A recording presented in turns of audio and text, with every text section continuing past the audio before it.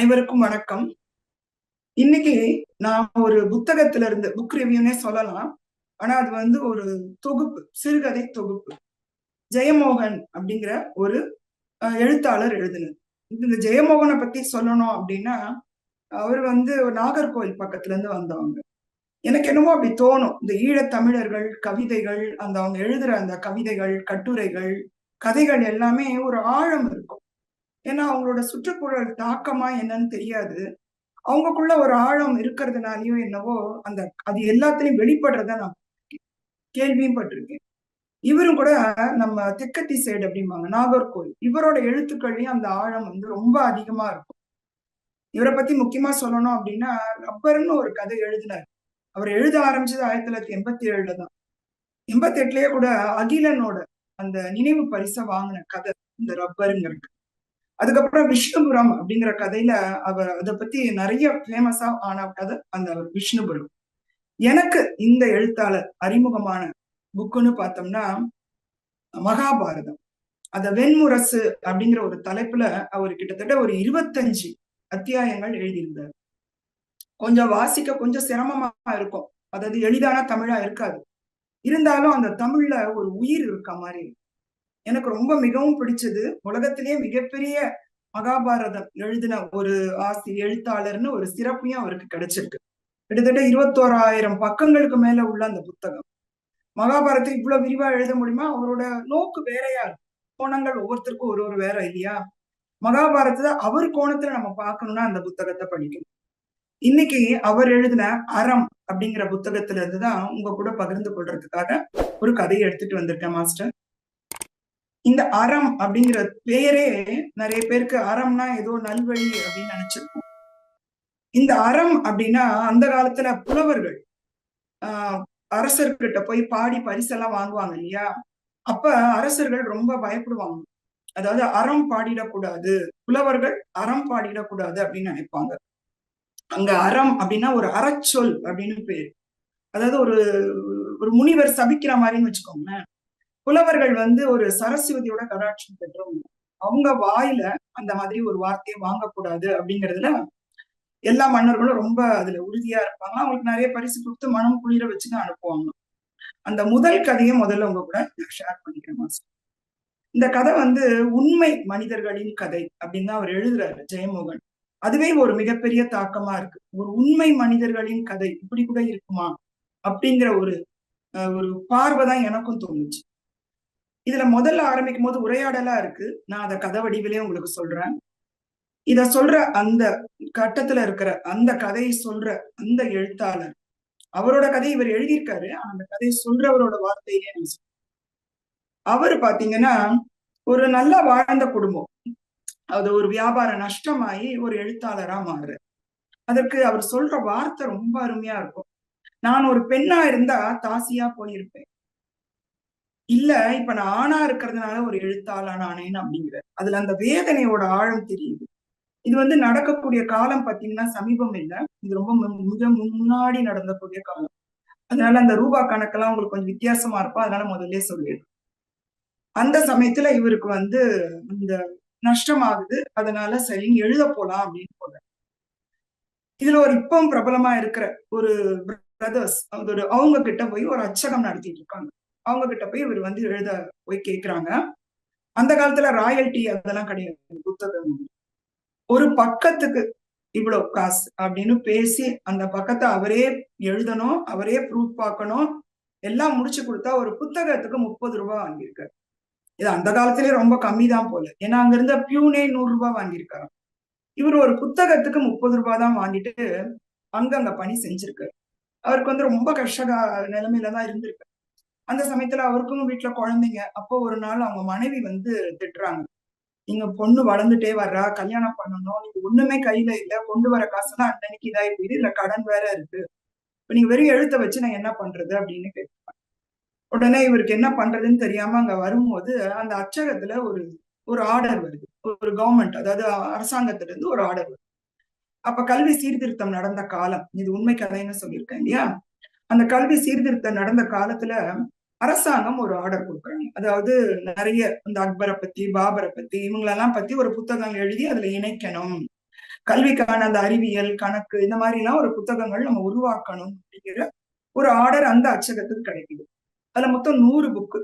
உங்களுக்கு தெரியும், சாதாரண புக்கு எழுதினாலே பரவாயில்லன்னு சொல்லலாம். இந்த மாதிரி ஒரு கல்வி சார்ந்த புக்குன்னா இன்னும் நமக்கு ஆராய்ச்சிலாம் அதிகமா வேணும். அப்ப அவர்கிட்ட போய் இவங்க சொல்றாங்க, இந்த மாதிரி புத்தகம் வந்துட்டு நீ எழுதுறியா அப்படின்னு கேட்கிறாங்க. எவ்வளவு வரும்னு கேட்டிருக்காரு. ஒரு புத்தகத்துக்கு 60 ரூபாய் அப்படின்னா 100 புத்தகத்துக்கு 6000 ரூபாய் வரும். ஆனா அது ஒரு வருஷத்துக்குள்ள முடிக்கணும். அதை ஒரே ஆளால முடிக்க முடியாது, நாங்க பிரிச்சு கொடுக்க போறோம் அப்படிங்கிற மாதிரி சொல்றாங்க. இல்ல, நானே முடிச்சிடுறேன் அப்படின்னு ஒரு தைரியமா சொல்லிடுறாரு. ஏன்னா அந்த எழுத்து ஒண்ணுதான் அவரோட ஒரு வாழ்வாதாரம், வேற எந்த தொழிலும் தெரியாது. சரின்னு அவங்களும் ஒத்துக்கிறாங்க. 3 நாளுக்கு ஒரு புத்தகம். ஏன்னா ப்ரூஃப் எல்லாம் பார்க்கணும். முதல் நாள் அவரு ராத்திரி பகலமா எழுதிய கையெல்லாம் வீங்கி போகுது. அதுக்கப்புறம் அவங்க மகனும் மகளும் அவங்களுக்கு ஹெல்ப் பண்றாங்க. அதை வச்சு அந்த புத்தகத்தை எல்லாம் எழுதி கொண்டு போய் கொடுக்குறாங்க. கொடுத்துட்டு ஒரு என்ன சொல்றது, ஒரு தவம் மாதிரினே சொல்லலாம். என்ன நடக்குதுன்னே தெரியல. அந்த அளவுக்கு அவர் வந்து அந்த புத்தகத்தங்களை எழுதுறாரு. கரெக்டா அந்த ஒரு வருஷத்துக்குள்ள 100 புத்தகங்களையும் முடிச்சு கொடுத்துறாரு. இதுல அந்த காசு அவரும் நினைக்கிறாரு, நம்ம வாங்கிட்டோம்னா வறுமை சூழல நம்ம செலவு பண்ணிடுவோம். அந்த காசு அவங்க கிட்டே இருந்ததுன்னா நமக்கு தேவைப்பட்டப்ப வாங்கிக்கலாம் அப்படின்னு நினைச்சு அவர் வாங்கல. அப்பப்ப கொஞ்சம் வாங்கின கணக்கு எழுதி வச்சிடறாரு. அதுல ஒரு 3000 ரூபாய் அவங்க கிட்ட இருக்கு. அந்த காலத்துல 3000ன்றது பெருசு. சொல்லப்போனா ஏன் கல்யாணத்துக்கே 1000 ரூபாய் தான் ஆச்சு அப்படிம்பாங்க எங்க. அந்த மாதிரி அந்த அமௌண்ட் வந்து அவங்க கிட்ட கொடுத்து வச்சிருக்காங்க. அப்புறமா அந்த பொண்ணுக்கு வந்து கல்யாணம் நிச்சயமாயிடும். உடனே அந்த பத்திரிக்கை எடுத்துட்டு போய் அவங்க கிட்ட கொடுத்துட்டு, நீங்களும் வரணும் அப்படின்னு அவங்கள இன்வைட் பண்ணிட்டு சொல்றாங்க, இந்த மாதிரி இந்த காசை கொடு. உடனே ஒரு அதிர்ச்சியா ஒரு சொல், இனியா நான் எனக்கு உனக்கு என்ன காசு கொடுக்கணும், உனக்கு எல்லாமே கொடுத்து முடிச்சாச்சு அப்படின்னு சொல்லிடுறாரு. இவரால தாங்கவே முடியல அந்த அதிர்ச்சியை. இல்ல, நீங்க கணக்கு பாருங்க, நான் வாங்கல ஃபுல்லா அப்படின்னு சொல்றாரு.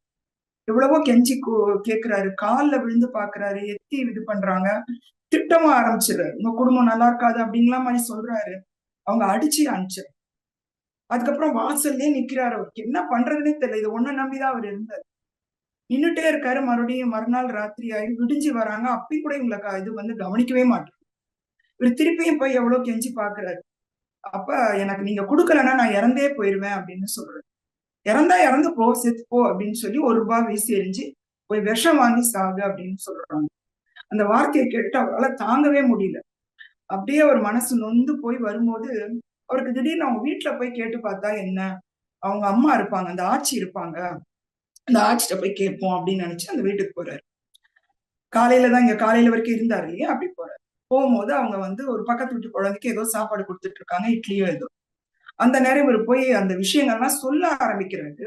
ஆனா சொல்ல ஆரம்பிக்க அவருக்குள்ள தன்னை அறியாமையே ஒரு வேகமும், உள்ளுக்குள்ள அப்படியே ஒரு ஹை வைப்ரேஷன், ஒரு என்ன சொல்லுவாங்க, ஒரு உன்னத மாதிரி ஆயிடும். ஒரு என்ன சொல்லுவாங்க, அந்த சாமி எல்லாம் வந்தா ஒரு சன்னதம் வந்தது அப்படின்பாங்க, கடவுள் உள்ள இறங்கின மாதிரி. அந்த மாதிரி அவர் குரல் வந்து அப்படியே ரொம்ப இதுவாயிரும்.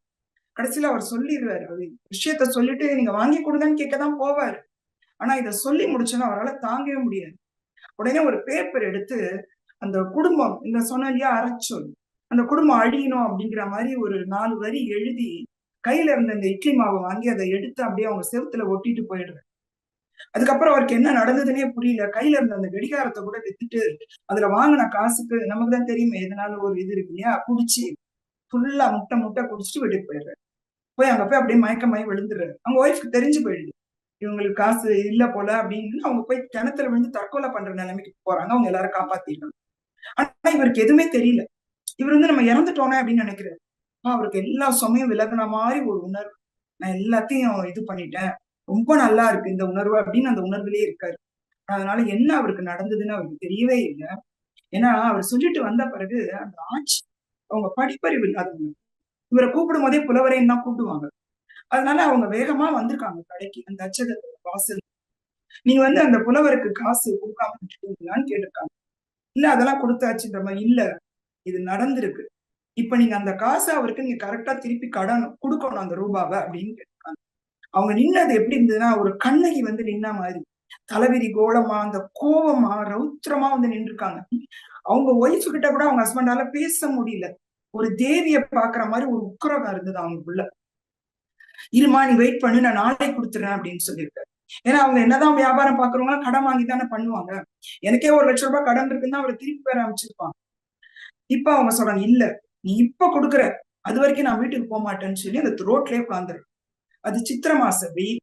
அப்படியே தாரோட உருகி போற மாதிரி இருக்கு. அதுல அப்படியே உட்காந்துருக்கு. இவங்க யாருமே அவங்க கிட்ட நெருங்க முடியல. இவர் வேகமா போய் பேங்க்ல அலைஞ்சு அங்க அலைஞ்சு எப்படியோ காசு ஏற்பாடு பண்ணி வட்டியோட கொண்டு போய் அவங்க வீட்டுல குடுத்துட்டு, எம்மா நீங்க குடுத்துட்டமா உங்ககிட்ட அப்படின்னு சொல்லிட்டு வந்து இவங்க கிட்ட சொன்ன பிறகுதான் அவங்கள கிட்டயே நெருங்க முடிஞ்சுதான்.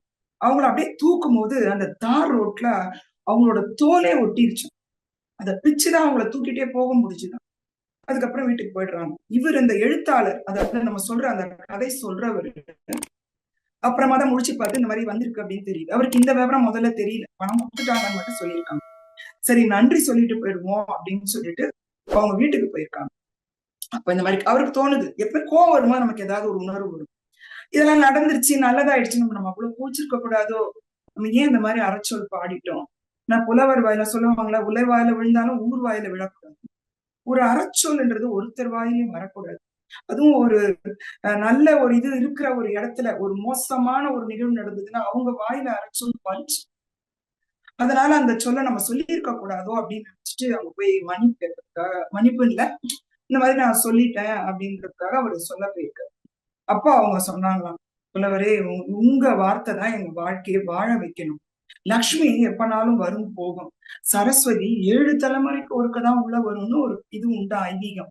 அப்படி சரஸ்வதி வாழ்ற உங்க வாயால தயவு செஞ்சு எங்க குடும்பத்தை அப்படி நீங்க சொல்ல வேண்டாம். எனக்கு நல்லதா வாழ்வேன்னு ஒரு பாடல் எழுதி கொடுங்க அப்படின்னு கேட்டாங்க. சரின்னு அவரும் ஒரு பாடல் எழுதியிருக்காரு. அப்படி முதல்ல எழுதவே தோணல. என்ன பண்றதுன்னு யோசிச்சிருக்காரு. ஏன்னா அவர் பாடல் எழுதுபவர் கிடையாது, வெறும் கதைகள், அதுவும் நம்ம வயிற்று பிழைப்புக்காக எழுதக்கூடிய கதைகள். அப்புறம் என்ன பண்ணாரு, மொழிபெயர்ப்பு கதைகள்லாம் பண்ணுவாராம் அப்படியே.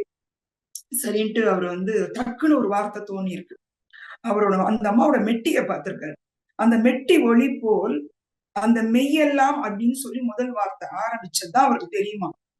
ஒரு 4-5 பல்லவி அப்படி எழுதி அவங்க கையில கொடுத்துருக்காரு. உடனே அவங்க தட்டு நிறைய வச்சு ஒரு 3 பவுன் அதுல வச்சு ஒரு 500 ரூபாயும் காசை வச்சு நீங்க மனம் உளுர்ந்து போங்க அப்படின்னு கொடுத்து அனுப்பிச்சாங்களாம். இந்த நிகழ்வை நம்ம இந்த கதை எழுதுற எழுத்தாளர்கிட்ட அவர் பகிர்ந்து கொண்டிருக்காரு. அப்ப கூட இருக்கவர் சொன்னாராம், இருக்கு இல்லையா அறம்னு ஒண்ணு இருக்கு இல்லையா, இளங்கோடிகளே சொல்லியிருக்காரு அறச்சொல் அது பலிக்கும்னு சொல்லியிருக்காரு. ஆனா இன்னொரு அர்த்தம் சொன்ன இல்லையா, அறம்னா சத்தியம், தர்ம வழிக்கு அறம்னு பேரு.